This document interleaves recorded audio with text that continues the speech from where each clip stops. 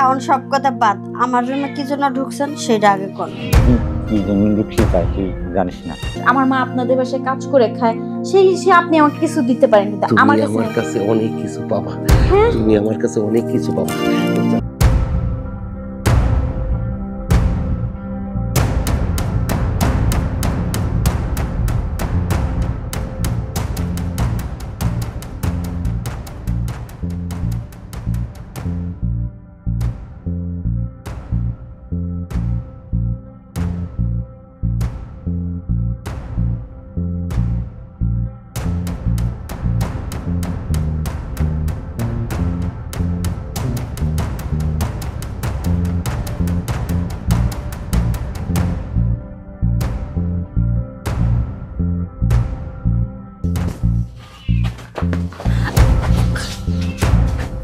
আপনি আমার রুমে? আমি তো তোমার রুমে আসবো, তাই ছাড়া কি রে আসবে? দেন আপনি আমার রুমে থেকে চলে যান। কেন? আপনার পোলা যদি দেখে তাহলে আমার চাকরিটা যাবে। আরে পোলা আর নাতি তো ওই ঘরে, তাই দেখে তো আমি আইছি, কোনো সমস্যা নেই। আপনি জানবেন, আপনার পোলা যদি দেখে পরে আমার সমস্যা করবে। কিচ্ছু হবে না। এই দেখ, তোরে কি কাজের মেয়ের মতন রাখি আমি? দেখ তোর এই সোনার হাত দিছি, এই যে কানে কত সুন্দর দিছি, এই যে কাপড়টা দিছি, আমার ছেলের বউরে কি এরকম কাপড় পরাই কোনদিন? হ্যাঁ এগুলো দিছেন ঠিক আছে, কিন্তু এগুলো তারা সবসময় পরি না। আজকে একটু দাওয়াত খেতে গেছিলাম দেখে এরকম সাজুগুজু করছে। সাজুগুজু তো সবসময় করে থাকবি, কোনো সমস্যা না। এখন সব কথা বাদ, আমার রুমে কি জন্য ঢুকছেন সেটা আগে কোন। কি জন্য ঢুকছি তাই তুই জানিস না? আপনার মতলব কিন্তু ভালো দেখতেছে না। মতলব ভালো না, আসলে ঠিকই কইছিস তুই। মানে ঘটনা এসে কি, তোর দাদি তো মারা গেছে, এখন তোরে আমার বউর মতনই রাখি। আমার ছেলের বউরই এরকম কাপড় পরায় না, আমার বউরেও পরায়নি, তোরে পরায় রাখি, তোর সব কিছু গহনাঘাটি দিই। কি জন্য আছি তা তুই বুঝতেছিস না? দেখেন আজকে এত ভালো করে সাজিয়েছি দাওয়াত খাইতে গেছি দেখে, নাহলে তো এরকম আমি সাজি না, তাই আজকে আপনার নজরে পড়ে গেছে। দেখেন আপনি যেটা ভাবতেছেন ওটা কোনোদিনও হবে না। কেন কেন হবে না? তুই তুই রাগ করিস না, তোরে আরো কিছু দেবো না। তোরে আজ থেকে বেতন তোর আমি গোপনে দেবো, ছেলে যা দেয় তাছাড়া তোর ডবল বেতন। দেন টাকা দিয়ে আপনি আমার কিনতে পারবেন না, আমরা গরিব হইতে পারি, আমাকে ইজ্জতের দাম আছে। তুই অমন কথা কোস না, একটু আস্তে কথা। আর আপনি যদি বেশি বাড়াবাড়ি করেন তাহলে কিন্তু বড় সাহেবের ছোট সাহেবের কাছে কয়ে দেবো। আরে আস্তে কথা কর, ছোট সাহেব কবি কে আস্তে কথা কম? আমি ভয় পাই না, আমি কি ভয় পাই নাকি? ছোট সাহেব কি তোরে এই কাপড় কিনে দিছে, এই মালাটা কিনে দিছে? আমি তো দিছি সব। দিছেন এমনি এমনি দিছেন, আপনাকে বাসায় কাজ করে আপনাকে কর্তব্য দেখে তো আপনি করছেন। কর্তব্য ঠিকই আছে, কিন্তু তারপরেও তো তোরে বেতন দিই, অসুবিধা কি? না আমার বেতন বাড়ায় দেওয়া লাগবে না, আর আমি আপনার সাথে এই কাম করতে পারবো না। আপনি যান যান, আমি কিন্তু এখন ছোট সাহেবটা ডাক দিব। না ডাক দেব, তাহলে আপনি যান, তাড়াতাড়ি যান, যদি মান সম্মান বাঁচাইতে চান তাহলে যান আমার রুমে থেকে।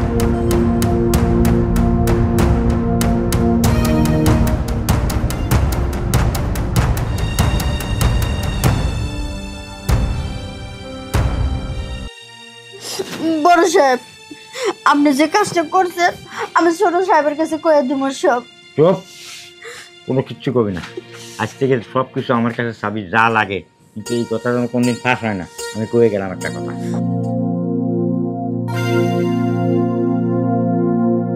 তোমাকে মতো বড় লোককে চেনা জানা আছে, তোমরা তো খালি স্বার্থবাদী, স্বার্থের জন্য তোমরা এইসব করো, শেষে কিনা তো কিছুই দিবা না।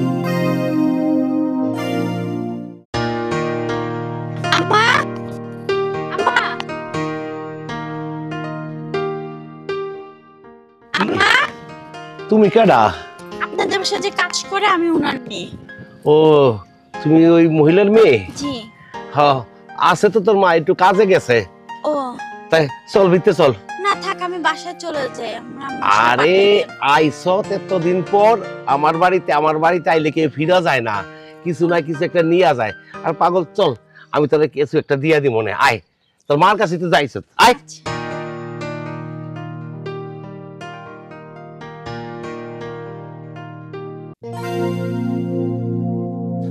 এই যে হ্যাঁ বসো বসো। এখনই তোমার মা চলে আসবে, তুমি কোনো চিন্তা করো না। আচ্ছা কোথায় গেছে আমার আম্মু? তোমার আম্মুকে আমি একটা কাজে পাঠাইছি। ও আচ্ছা তাই। আর হঠাৎ করে নতুন তুমি আমার বাসা আর কখনো আসো না কিয়া। তোমার মা অনেক দিন ধরে কাজ করে বুঝছো, আর তোমার মা খুবই ভালো মানুষ। আমি একটা কাজে পাঠাইছি, আর তুমি যখন এসেই পড়ছো খালি হাতে আমার বাসাতে তুমি যেতে পারবে না। আমি তোমাকে কিছু দিব, কিছু নিব, বুঝছো। আর তুমি আমার বাসায় আগে আসো নাই কেন? আগে আসলে তো তোমাকে বিয়ে শাদী চিন্তা ভাবনা করতাম। আমার বাসায় আসলে কিছু নিতেও পারবা আর আমাকে কিছু দিতেও পারবা। মানে কি বলতে চাচ্ছেন? মানে কিছু না, এই বোঝোই তো, হ্যাঁ, আমরা তো বংশগত এইভাবেই সব থেকে দিয়ে থাকি। বলো। না, আমার কিছু চাও নেই পাও নেই, আমি আসছি আমার মার কাছে, আমার মাকে পাইলেই হয়েছে। জান, তুমি এত সুন্দর কেন? দুধ, আপনি হাত ধরতেছেন কেন? ছেড়ে দেন হাত। না না, হাতটা তোমার সুন্দর, সুন্দর একটা ঠিক আংটি আছে। পরছো, ঠিক আছে।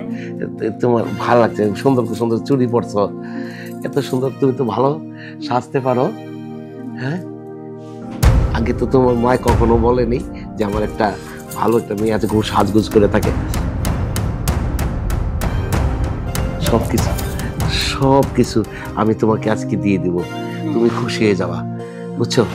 জান, তুমি কিছু বলো, আমাকে একটু স্পর্শ আপনি আমার করো। গায়ে হাত দিয়েন না না। প্লিজ। না, আমি তো গায়ে হাত দিচ্ছি আমার না। মা কখন আসবে? এই তো। আমি আমার মা আসলে চলে যাব। এখনই চলে আসবে। হ্যাঁ, আসবে আসবে, এখনই আসবে। আপনি আমাকে ছেড়ে দেন।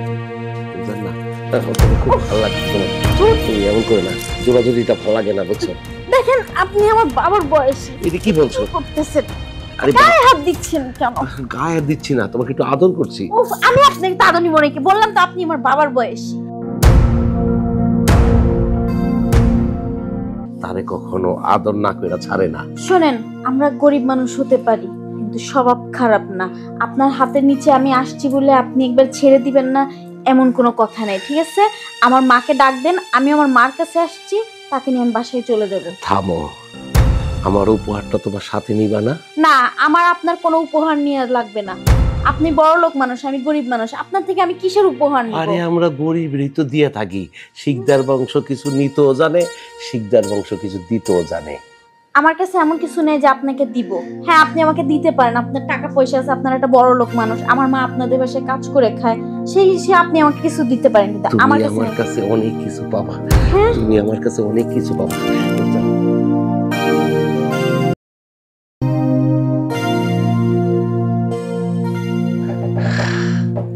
যাই, আশাটা পূরণ হয়েছে। এখন আপনার এই মতলব ছিল? আমি তো তোমার কাছে আপোষে চাইছিলাম, তুমি আপোষে দিলা না দিকে আমি তোর লগে জোর করলাম। শোনো, যা হয়েছে আমাদের দুইজনের মধ্যে হয়েছে, কিন্তু এই কথা কেউ যেন না জানে। আমাদের শিকদার বংশের অপমান তুমি করো না। আমি যা করছি ভালোই করছি, বুঝছো। আমি আমার মাকে বলে দিব। শোন, তোর মায়েরে কইলে কি দিব? তোরে লইয়া যদি তোর মায় খাইতে চায়, তাহলে তোর মায় আমার এই বাড়িতে কাজ করতে দিব। আর তোরে আজকার খাওয়ার আমার মন ভরে নাই, জোর কইরা খাইছি, কিন্তু এর পরের থেকে তোরে আমি আপোষে খামো। শীতদারের হাত থেকে আজকে অল্প অল্প বাচ্চা গেলি।